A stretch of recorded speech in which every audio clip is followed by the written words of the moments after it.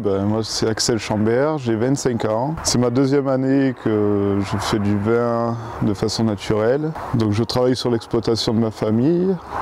On a un domaine de 24 hectares environ. Et mon optique c'était de relancer le domaine en bio. Donc j'ai fait la conversion il y a 2 ans. C'était ma condition vraiment pour continuer à travailler sur le domaine avec ma famille. Parce que je voulais vraiment plus utiliser de produits chimiques, de désherbants. Et vraiment passer sur ce respect de la nature et voir ce que ça pouvait faire en fait. J'ai travaillé sur un domaine bio quand j'étais au lycée, j'ai fait des stages là-bas et j'ai travaillé dans des domaines en conventionnel. Et c'est vrai que le travail du bio me semblait très dur, mais plus judicieux en fait, plus honnête en fait pour nous et pour les clients en fait.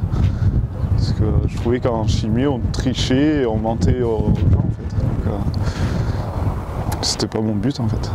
Tu as réussi à convaincre la famille grâce à cette expérience en l'occurrence Il a fallu que je fasse des essais et leur prouver en fait, sur 2 ans, 2 ou 3 années, que utiliser des produits plus propres et pas chimiques, on pouvait sortir une récolte certes moins grosse, mais faire des jolis vins aussi.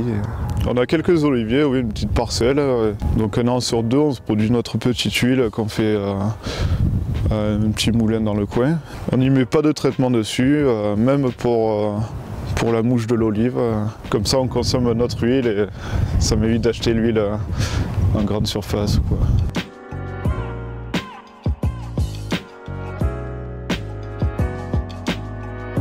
Donc moi j'ai créé une structure de négociant parce que ma famille ne voulait pas se relancer dans du commerce avant. Et mon grand-père faisait des bouteilles et ma mère et mon oncle ont arrêté parce qu'eux ont des métiers à côté. Donc mon oncle est pompier professionnel et ma mère tient un restaurant. Donc la condition que moi je refasse des bouteilles, c'était de me séparer de eux pour le commerce. Je suis un négociant, mais je mets l'accent dessus parce que j'utilise vraiment que le raisin et le vin que j'ai produit et que j'ai travaillé.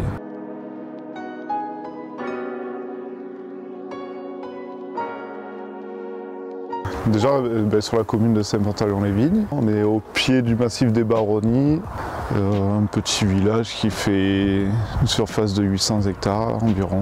Donc là on est sur une parcelle de vionniers, sur quelques rangs, après on a de la roussanne et de la marsanne. Donc c'est la parcelle où je me sers pour faire mon petit indigène et ma nouvelle cuvée, le Diablotin de Provence, un 100% vionnier, que j'ai fait cette année parce que j'ai perdu à 100% la roussanne et la marsanne à cause de la sécheresse. Donc les aléas climatiques, on s'adapte. Donc le sol, on est principalement sur du sable ici à Saint-Pantalon-les-Vignes. C'est un terroir de safre. Alors le safre, c'est des dalles de sable compact en fait. Donc on a une petite surface de sable sur le safre et après on est direct sur la roche. Donc là, on n'a pas trop de sol en fait ici.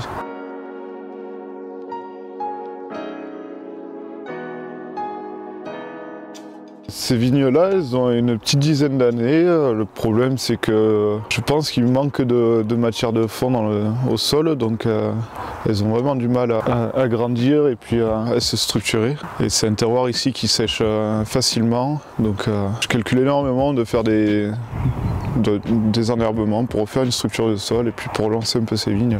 Mon optique, ça serait vraiment d'enherber toutes mes vignes, de limiter le travail du sol et de laisser des enherbements vraiment sélectionnés par parcelle pour laisser faire le sol et ces herbes et arrêter de toucher au sol, quoi. Parce que là actuellement tu laboures combien de fois par an? Tout dépend les années en fait. S'il pleut vachement, on essaye de pas trop le faire de toute façon, parce que sinon je pourrais plus rentrer dans les terres et suivre mes traitements. J'ai pas encore le matériel adapté pour laisser un enherbement entre les rangs. Donc malheureusement je suis obligé de travailler à chaque fois et pas me faire envahir par l'herbe et que ça fasse une concurrence pour la vigne. Sinon sur une année normale je fais 4 passages, je dirais. Donc là tu en as fait un il y a combien de temps? Là, celui-là, il a même pas une semaine. C'était pour enterrer l'engrais parce qu'ici, donc j'ai mis de l'engrais organique en bio. Et seulement les sols retiennent pas vraiment l'engrais. Vu que c'est du sable, c'est facilement lessivable. Donc on l'a vite enterré pour qu'il soit assimilé par la vigne, quoi, au plus vite. Si avant c'était toujours labouré, en fait, il n'y avait jamais d'herbe. C'est un peu le travail à l'ancienne, quoi. Le travail qu'on dit propre, sans herbe en fait. Donc voilà, on laboure, on désherbe et on relaboure au cas où. Et tant qu'il y a de l'herbe, on travaille les sols. Donc c'est pas trop mon optique. Moi, même s'il y a un peu d'herbe, ça me fait pas peur. Et après, je veux pas trop concurrencer quand même les vignes. Quand même pouvoir sortir une récolte et pas tuer la parcelle, quoi. La concurrence est plutôt énorme. On a des herbes comme le chien-dent qu'on peut voir à côté. Ça concurrence vachement la vigne, ça les fait. Ça utilise plus l'eau que la vigne, donc ça se répand très rapidement. C'est des rhizomes, donc dès qu'il y en a un qui est déchiré, il va se ressemer tout seul un peu plus loin, tant que la racine est un peu dans la terre, il repoussera, quoi.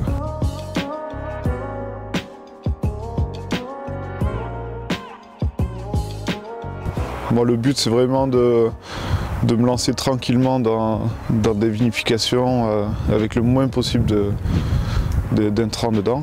Donc je préfère y aller tranquillement mais sûrement. Je veux pas faire des gros volumes et foirer mes cuves et pas pouvoir les vendre. Je préfère faire des petites cuvées, être sûr de ce que je fais et me lancer petit à petit.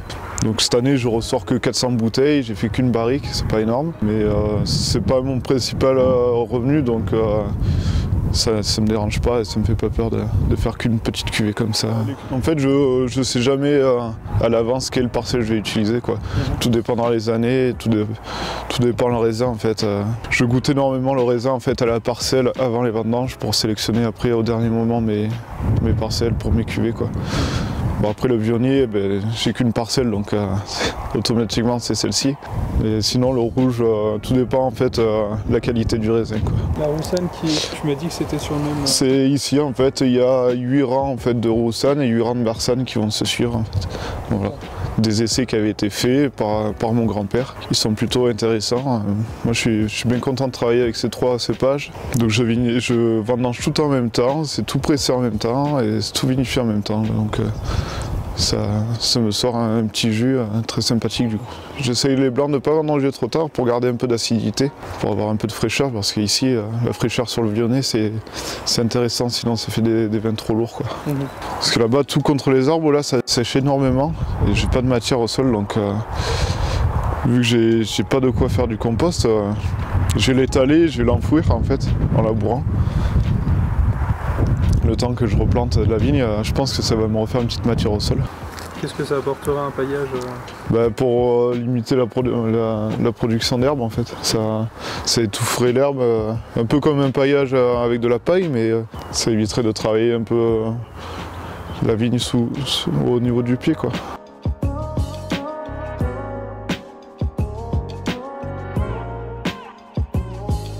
Moi j'ai envie de relancer la vigne, à aller chercher elle-même ce qu'il lui faut dans le sol et arrêter d'aller gratter les racines, l'empêcher de se développer en fait. Parce que là à chaque passage on roule sur les racines, on les coupe avec les engins, donc à chaque fois elle doit reproduire des racines et se fatiguer pour ça, alors qu'elle pourrait utiliser toute son énergie dans les sarments et dans le raisin.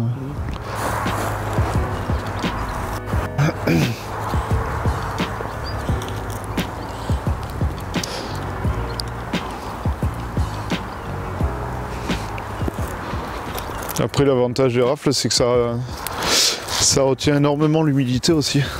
Quand on lève dessous, la terre elle est vachement humide et fraîche, quoi. Donc c'était un peu l'idée aussi de le mettre au pied des vignes, quoi. Retenir cette humidité, cette fraîcheur pour l'été, éviter la sécheresse.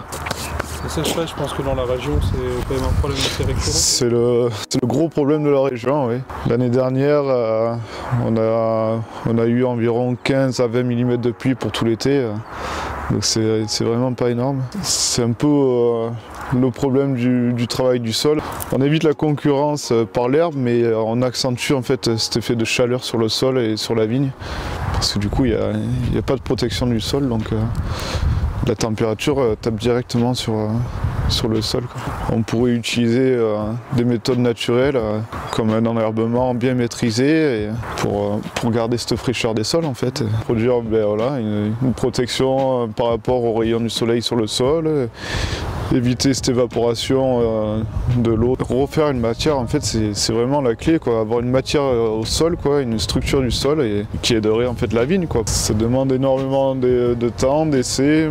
Moi je suis à mon deuxième essai d'enherbement, mais bon, je pense qu'il faut attendre au moins quelques années pour voir une différence, et puis il faut avoir quelques passages de sécheresse aussi pour voir si c'est concluant, quoi.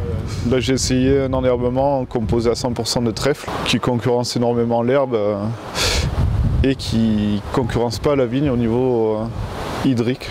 Donc l'été il va sécher tout seul.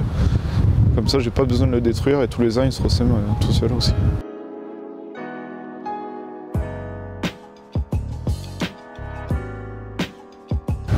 Je veux réduire aussi énormément l'utilisation de cuivre parce qu'en bio on a le cuivre pour se protéger des maladies, le cuivre et le soufre, mais le cuivre qui est quand même un gros polluant aussi des sols, c'est un métaux lourd qui se retrouve dans les nappes après.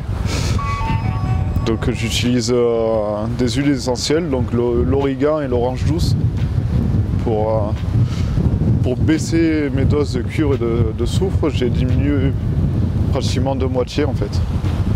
Donc l'année dernière j'étais à peine à 200 grammes de cuivre utilisé, quoi, sur l'année. Bon après j'ai fait que 3 passages de traitement, ouais. C'était pas une grosse année à traitement.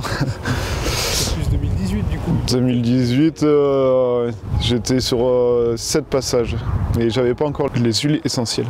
J'ai attaqué que l'année dernière. Ici on n'a pas une très grosse pression quand même sur le milieu, il n'y a que les grosses années comme 2018 où vraiment on a eu énormément de pluie. Mais c'est plutôt rare, hein. Il y a plus de périodes sans pluie qu'avec de la pluie quand même.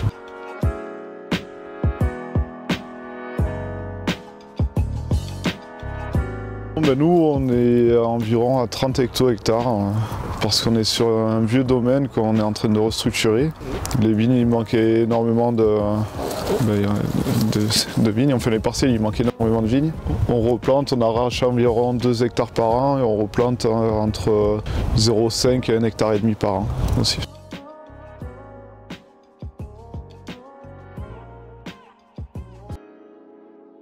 Le bio se développe plutôt bien ici. On est quelques-uns en bio. En nature, on n'est pas énorme, on ne se touche pas, c'est l'avantage. J'ai la plus grande nature, le domaine de Gramenon, qui n'est pas très loin. Sinon, après ici, dans le secteur, au village de Saint-Pantaléon, je suis tout seul à le faire. On est dans la Drôme ici, à Saint-Pantaléon-les-Vignes et dans la Drôme. Limite du Vaucluse parce que le Vaucluse est juste après la petite colline là-bas, c'est Valréas. La Drôme, Sud-Drôme est plutôt bien connue. Déjà par le massif des Baronnies, par Nyon, c'est un village quand même très plus épais.